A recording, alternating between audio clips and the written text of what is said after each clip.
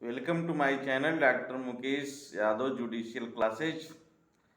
आज जो भी हमारे छात्र जो अभियोजन अधिकारी उत्तर प्रदेश की परीक्षाओं की तैयारी कर रहे हैं उनके लिए मेरा भारतीय दंड संहिता इंडियन पेनल कोड का स्पेशल लेक्चर चल रहा है और एपीओ में कैसे सफलता पाएं, उसको भारतीय दंड संहिता में मैक्सिमम सवालों को कैसे हम सॉल्व करें, कैसे क्वेश्चंस को अच्छे से अटेम्प्ट करें। तो उसके लिए आपको पूरी वीडियो देखिए और पूरी वीडियो देखने के बाद जो जो लोग नए जुड़ रहे हैं उनसे ये मेरी रिक्वेस्ट है कि आप लोग इस चैनल को जो है सब्सक्राइब कर दीजिए, शेयर करिए, कमेंट्स करिए और आपके कोई भी सजेशंस हों तो उसको ज़रूर दीजिए। तो नेक्स्ट वीडियो में उस जो है सजेशंस को दूर किए जाएंगे। तो आज हम बात करेंगे भारतीय दंड संहिता का इंडियन पैनल कोड सेक्शन 84 कहता है इस तरीके से क्वेश्चंस जो है आपका पीटी और मेंस के एग्जाम्स के लिए भी हम ध्यान दे रहे हैं क्वेश्चंस के बारे में। तो ये जो आपका भारतीय दंड संहिता है इस तरीके से क्वेश्चंस बनाए जा सकते हैं कि पागल व्यक्तियों द्वारा किए गए कार्य के लिए आपराधिक दायित्व से मुक्ति प्रदान करने के लिए क्या क्या शर्तें अपेक्षित हैं। इस तरीके से क्वेश्चन आपके एपीओ के मेंस एग्जाम में आते हैं, पीटी में तो सिर्फ ऑब्जेक्टिव क्वेश्चन ही आते हैं।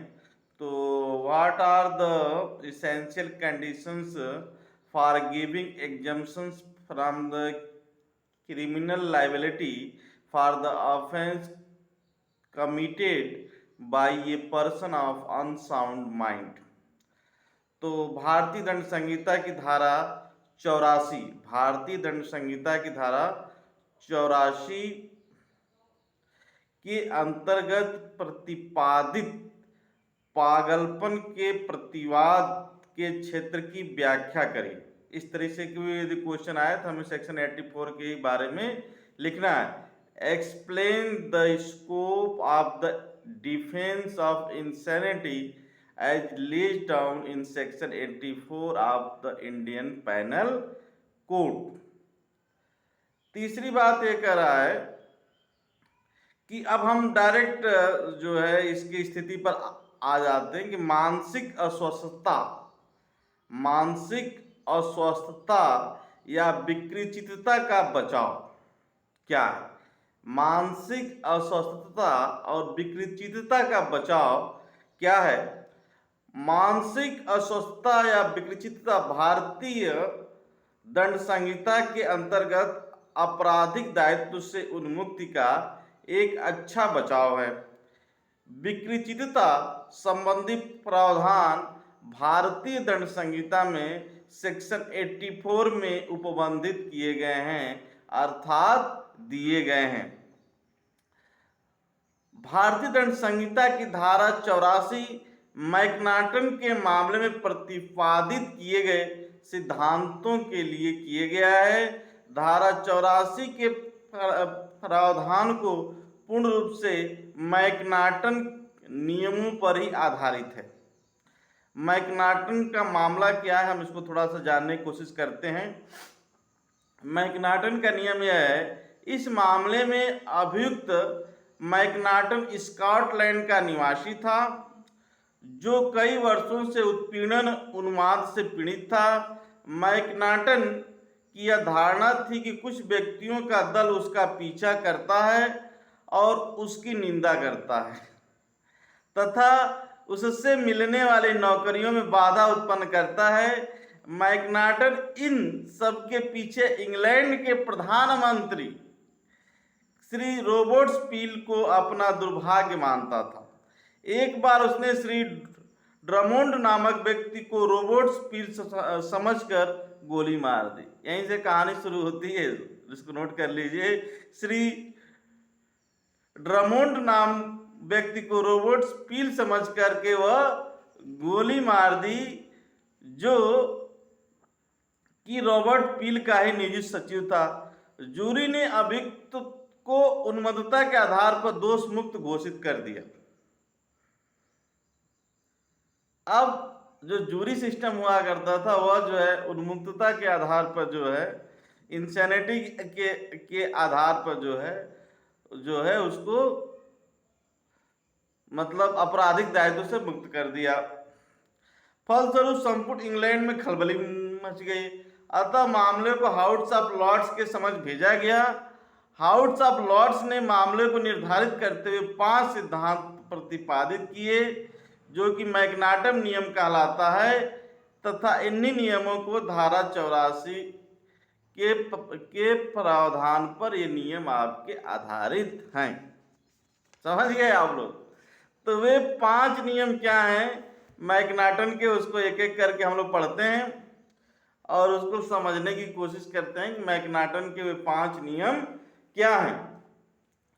नंबर 1 नियम, पहला नियम क्या है कि जब तक इसके विपरीत साबित न कर दिया जाए, जब तक इसके विपरीत साबित न कर दिया जाए, तब तक विधि यह उपधारणा करती है कि प्रत्येक व्यक्ति स्वस्थ चित्त है।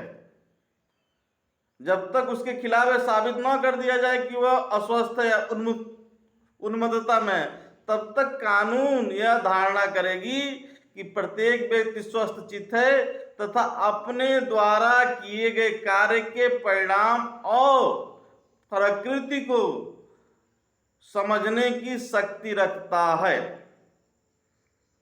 अपने द्वारा किए गए कार्य के परिणाम और प्रकृति को समझने की कोशिश करता है। नंबर दूसरा पॉइंट क्या है मैग्नाटन रूल्स का? पागलपन के आधार पर, क्या है? पागलपन के आधार पर बचाव का तर्क प्रस्तुत करते समय यह साबित करना आवश्यक है कि आपराधिक कार्य करते समय अभियुक्त मानसिक विक्षिप्तता इंसैनिटी के कारण अपने द्वारा किए गए कार्य की प्रकृति को नहीं जानता था। मतलब इतना मानसिक रूप से अस्वस्थ था, इंसेन था, विकृचित माइंड का था कि वह कार्य की प्रकृति को ही नहीं समझता था कि वह कौन सा कार्य करने जा रहा है। तीसरा पॉइंट, यदि अभियुक्त जानता था कि वह विधि विरुद्ध कार्य कर रहा है, तो फिर चाहे वह उसे विकृचितता के कारण ही क्यों न किया हो, उसे उत्तरदायी ठहराया जाएगा। चौथा पॉइंट है, ऐसे चिकित्सक को जिसने विचारण से अभियुक्त को न देखा हो, राय न ली जा सकती है। तो ऐसे चिकित्सक जो जिसने विचारण से पहले अभियुक्त को नहीं देखा है, उससे किसी प्रकार की कोई राय नहीं ली जा सकती पूर्ण तरीके से। पांचवा पॉइंट है, यदि आपराधिक कार्य, पांचवा पॉइंट, यदि आपराधिक कार्य किसी ऐसे व्यक्ति द्वारा किया गया है जो परवर्ती तथ्यों के किसी भ्रम से प्रभावित है और जो उसके कार्यों की प्रकृति छिपा लेती है, तो वह उसके लिए उस स्तर तक उत्तरदायी होगा जिस स्तर तक वह तथ्यों के आधार पर उन्हें सोचता है।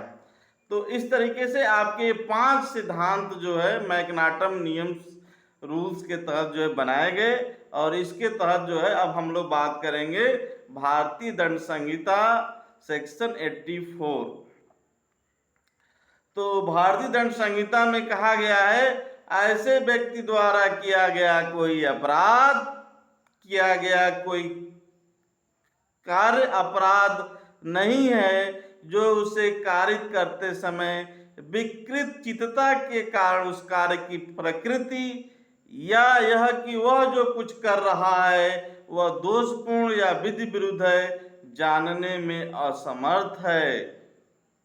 Nothing is an offense which is done by a person who at the time of doing it by reason of unsound of mind is incapable of knowing the nature of the act, or that he is doing what is either wrong or contrary of law।